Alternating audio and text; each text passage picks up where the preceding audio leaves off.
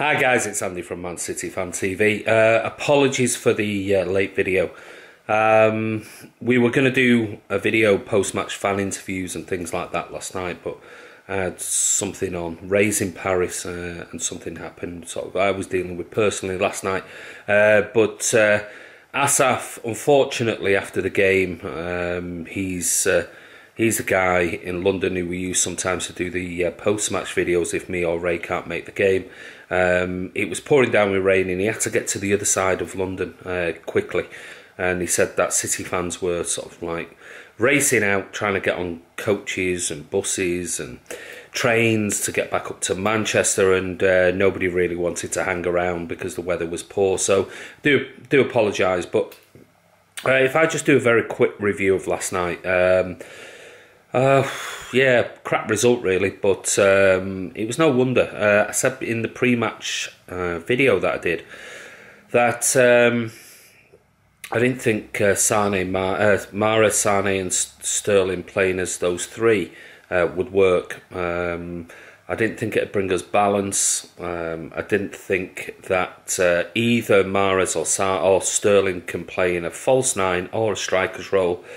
I don't think it works. I really don't.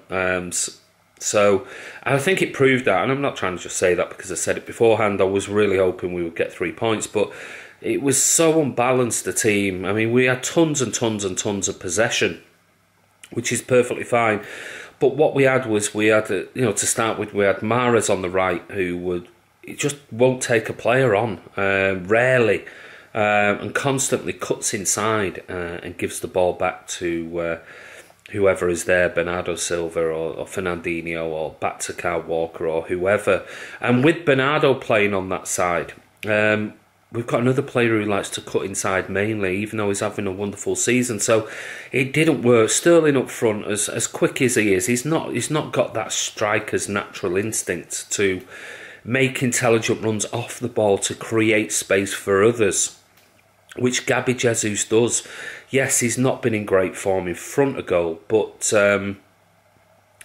what he is an intelligent striker in respect of he knows where to play on the line, how to play on the shoulder of a centre-back, where to pull them, when to pull them.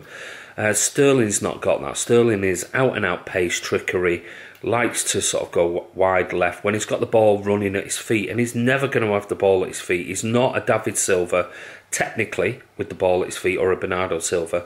And he's not physically big enough to cope with the size in height of the likes of Luiz or Rudiger and others who, when the ball's played up to him, he's never going to hold that ball up. At least Gabby will challenge for that. So it looked unbalanced, even though we were sort of dominant for 44 minutes of the game. We created a few chances, and when we missed them, it was almost like the inevitable was coming, and you just thought, it's not going to be our day. It doesn't look right, unless Gabby comes on and changes the whole game. And then they went and scored. Kyle Walker was caught far too far up the pitch, was struggling to get back. The attack started on the left-hand side, came across, and a wonderful finish by Kante. There's nothing we can, we're not going to deny that. It was a great finish. And then Chelsea came out the second half and went for it, and we just looked sloppy. We looked tired. We looked lethargic. We looked void of ideas in the final third, which is unusual for us.